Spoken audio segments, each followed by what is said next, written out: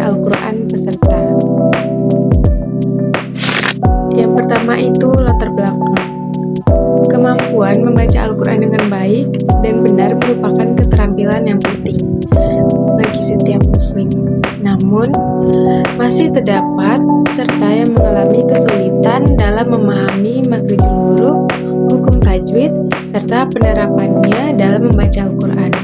Oleh karena itu, dilaksanakan program pendampingan tahsin yang bertujuan membantu peserta meningkatkan kualitas bacaan Al-Quran melalui pembelajaran yang terstruktur dan berkelanjutan selama 7 minggu.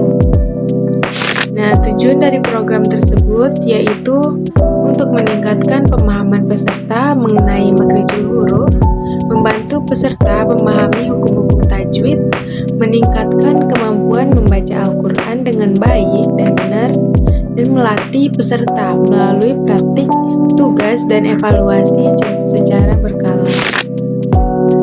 Lalu strategi dari pembelajaran tersebut yaitu dalam program ini saya menggunakan beberapa strategi pembelajaran yaitu ceramah interaktif, demonstrasi, diskusi tanya jawab, evaluasi melalui kuis, pembelajaran daring berbasis multimedia, penugasan mandiri, dan praktik tahsin. Strategi tersebut saya pilih agar pembelajaran tidak hanya berpusat pada penyampaian materi, tetapi juga melibatkan partisipasi aktif peserta. Lalu pada pelaksanaan minggu pertama dan kedua, pada minggu pertama, saya tidak dapat menghadiri karena tugas saya sebagai panitia pada sidang GBHPK-BEM.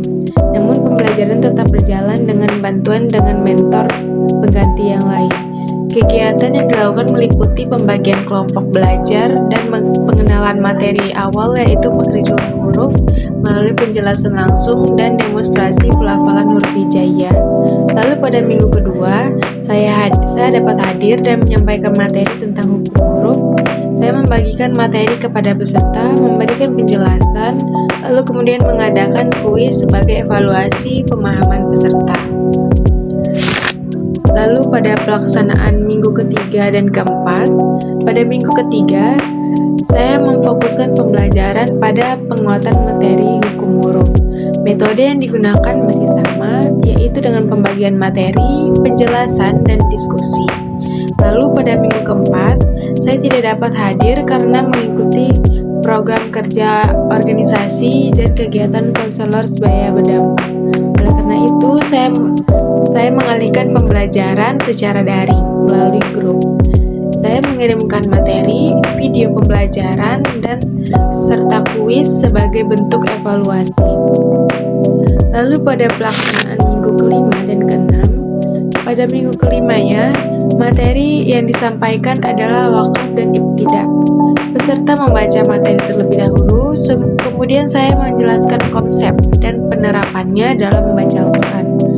Pada minggu ke-6, pembelajaran kembali dilaksanakan secara daring. Peserta diberikan tugas untuk mencari hukum tajwid dalam surah At-Taubah ayat 105. Nah, peserta menjelaskan hasil temuannya serta membaca ayat tersebut sebagai ujian tahsin. Selain itu, peserta juga diminta melengkapi resume pembelajaran pada setiap pertemuannya. Lalu pada minggu terakhir yaitu minggu ke-7, kegiatan difokuskan pada evaluasi akhir program, di mana peserta saya minta untuk mengumpulkan seluruh tugas yang telah saya berikan sejak awal pertemuan, seperti tugas resum. Lalu saya juga melakukan rekapitulasi kehadiran serta memeriksa kelengkapan tugas dan resum peserta sebagai bagian dari penilaian akhir. Nah, hasil dan capaian dari program yang telah dilaksanakan terdapat beberapa capaian yang diperoleh, yaitu peserta lebih memahami makhrijul huruf dan hukum tajwid. Kemampuan peserta dalam mengidentifikasikan hukum tajwid meningkat. Peserta lebih percaya diri dalam membaca Al-Quran. Lalu terjadi peningkatan partisipasi peserta dalam kegiatan pembelajaran dan evaluasi. pada bagian kendala dan solusi. Selama pembelajaran program, terdapat beberapa kendala seperti beberapa pertemuan harus dilaksanakan secara daring dan masih ada peserta yang terlambat mengumpulkan tugas. Untuk mengatasi hal tersebut, saya menyediakan video pembelajaran, materi yang dapat dipelajari secara mandiri, kuis daring, serta melakukan monitoring dan pengingat secara berkala kepada peserta.